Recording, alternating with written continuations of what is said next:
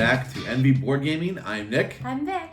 Today we're taking a look at Catch the Moon. It's a dexterity game for 2 to 6 players by Bombex Games. The designers are Juan Rodriguez and Fabian Rifford. And Vic is going to teach you how to play, and then we'll be back with our thoughts and review. All right, we are set up here for a game of Catch the Moon. The first player will get to place 2 of these straight ladders, which you should keep separate in your box as a pro tip from all the other ladders, because it's hard to tell the difference between these and the crooked ladders a little bit. Anyway, so the person gets to choose the configuration in the base how they want. So if you do something like that, that's all right. And then players are going to roll the dice. And the whole thing, this is a dexterity game, so you're trying to place a ladder successfully without causing the ladder to fall off the structure or the structure to fall apart in any way, or to not place according to your dice result.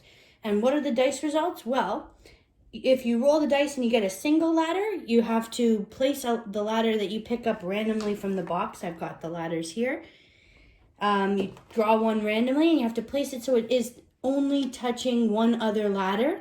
If you get the 2 ladder face of the dice, you have to place the ladder so it's touching exactly 2 other ladders in the structure. And if you roll the dice and you get this moon, you have to place the ladder so that the tip of the ladder is the highest point of the structure, and it must be touching at least 1 other ladder, but no more than 2. So if you do fail, you get a tier, and if you have 3 tiers, you lose the game. So as soon as you collect 3, you're going to lose the game. So just as an example, I roll the dice. This says I can only touch 1 ladder, so I grab one randomly. I hope this works out. And I'm going to try to place this so it's only touching 1 ladder. That's pretty easy. Bam! It's only touching 1. I proceed. My opponent would then roll. They got a 2 ladder result. So now they're going to have to try to make this touch 2 ladders. This is where it gets a little tricky. So they might do something like that.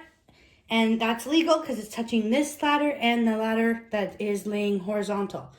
And that's how you play. If any of these were to fall, like I said, you get a tier, 3 tiers, you lose the game. And the one who doesn't cause the structure to fall apart and doesn't gain 3 tiers wins the game. All right, let's do this review for Catch the Moon, our first dexterity game on this channel. I actually don't own any other dexterity games, but we've played dexterity games. Everyone's played Jenga, I'm pretty sure, pretty much. So that will probably be our base to get a feel, because I would consider Jenga a 6 in my book. I don't know about you, if you thought about that. Yeah, I did when I was scoring it. Yeah, so I put it at about a 6. So we'll put a measure on that, knowing that I consider Jenga a 6.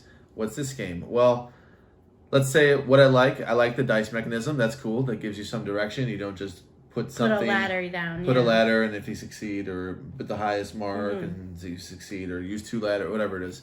You don't have just a base thing that you always do, so it changes things up. You're worried about that dice. You don't want the moon dice usually, because that's the highest one.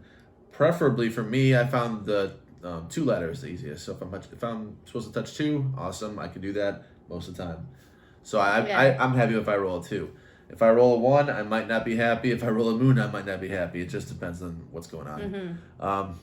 I don't know. So I'm going to say for me, it is superior to Jenga because I'm going to give it a 7-1.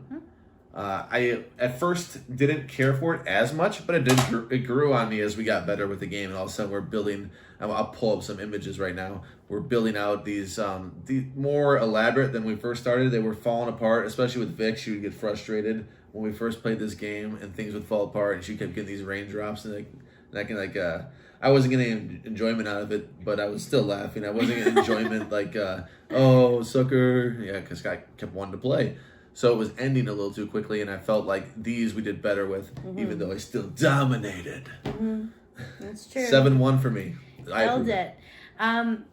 I like the game. I think it's cute. I enjoy the components of it. It's a different thing. The ladders aren't all the same. What's interesting is some of them are missing a part of the leg on one side, or they have a very narrow end on one side and a thick end, and there is ways to lay it out. The book actually has some different configurations to inspire you. I'll just quickly grab that for reference, but it is interesting that they have on the book different ways that you can try to arrange the ladders, which I think was kind of cool.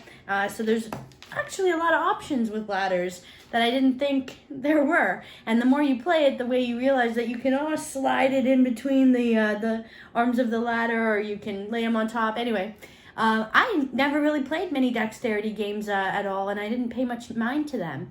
And Nick got this, and we gave it a try. I mean, we've had laughs, even when it was bad for me, though.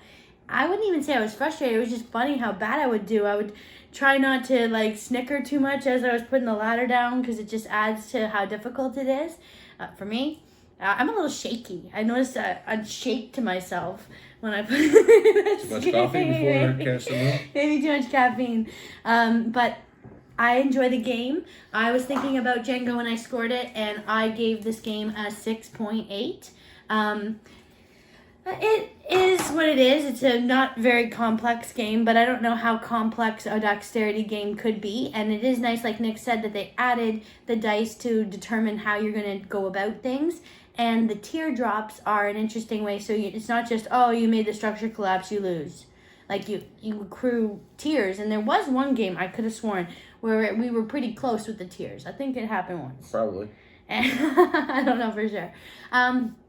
But I like this game. If you're looking for something to play, I would recommend trying it out. See if it's for you. But if you already like dexterity games and you don't already own this one, why not just add it to your collection? If you're fond of them, why not? Yeah. That's what I think. So yeah, and I think that's actually a pro what you said about it not being complex. Because why would you want a complex dexterity? That's game? what I mean. Like, I don't understand that's why. A pro. That's a not a con in my book. Like it is what it is. I wouldn't really say that. It actually, that's a good thing. I don't want to.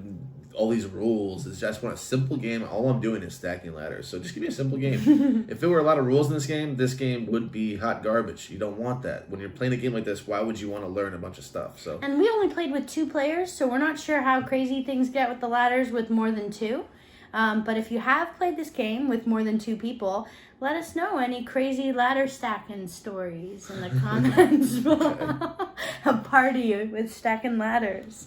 If you enjoyed this video, go ahead, give it a like, and subscribe to our channel for more awesome game reviews. Thank you so much for joining us. Bye.